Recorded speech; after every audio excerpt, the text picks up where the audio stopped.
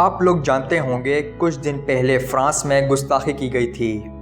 اس کے بعد social media پر ایک ٹرینڈ اٹھا فرانس بائیکاٹ کے نام سے۔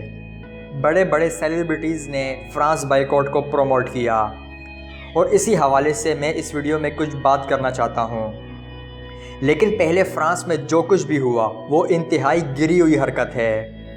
کسی کو بھی حق نہیں ہے کہ وہ کسی بھی مذہب کے بارے میں بکواس کرے۔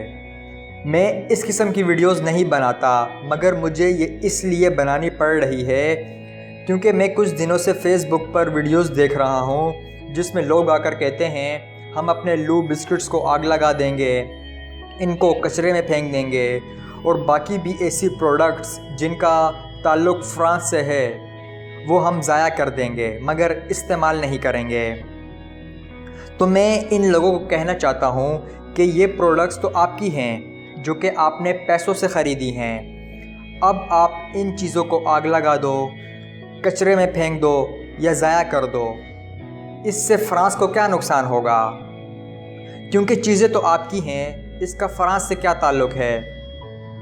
الٹا آپ رزق کو جلا کر کچرے میں پھینک کر رزق کی بے حرمتی کر رہے ہیں۔ میں ایک ویڈیو دیکھ رہا تھا جس میں ایک شخص کہہ رہا تھا کہ میں اپنی دکان کی ساری لو بسکٹس کو آگ لگا دوں گا، اور نیچے لوگ کمنٹس کیا کر رہے تھے؟ ماشاءاللہ، اللہ آپ کو اجر دے گا۔ تو فرانس بائیکاٹ کا اصل مقصد فرانس کے آگے احتجاج کرنا ہے، نہ کہ رزق کی بے حرمتی کرنا۔ تو اگر آپ کے پاس دکان میں ایسی چیزیں ہیں جن کا تعلق فرانس سے ہے تو آپ وہ سیل کریں، کوئی مسئلہ نہیں ہوگا، آپ کافر نہیں ہو جائیں گے۔ بس آپ نے نیو آرڈر نہیں لینا۔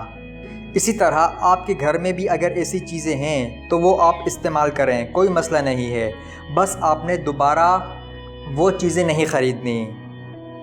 اور اگر آپ نے وہ چیزیں پہلے سے ہی خریدی ہوئی ہیں اور اب نہ وہ آپ بیچنا چاہتے ہیں اور نہ استعمال کرنا چاہتے ہیں تو وہ آپ بسکٹس کسی اسپتال کے پیڈز وارڈ میں جا کر بچوں کو تقسیم کر سکتے ہیں۔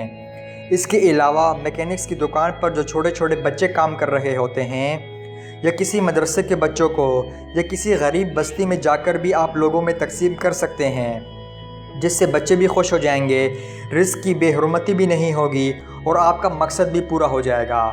لیکن آپ نے اتنا ضرور کنفرم کرنا ہے کہ جن چیزوں کو آپ فرانس کی پروڈکٹس سمجھ رہے ہیں کیا وہ واقعی ہی فرانس کی پروڈکٹس ہیں۔ کیونکہ ہمارے معاشرے میں کیا ہوتا ہے، کوئی ایک بندہ بغیر تحقیق کے سوشل میڈیا پر کچھ بھی ڈال لیتا ہے اور باقی سارے لوگ بنا تحقیق کیے اسے آگے فارورڈ کاپی پیسٹ کے ذریعے شروع کر دیتے ہیں۔ تو پہلے آپ نے لازمی کنفرم کرنا ہے کہ جن چیزوں کو آپ فرانس کا سمجھ رہے ہیں کیا وہ واقعی فرانس کی ہیں۔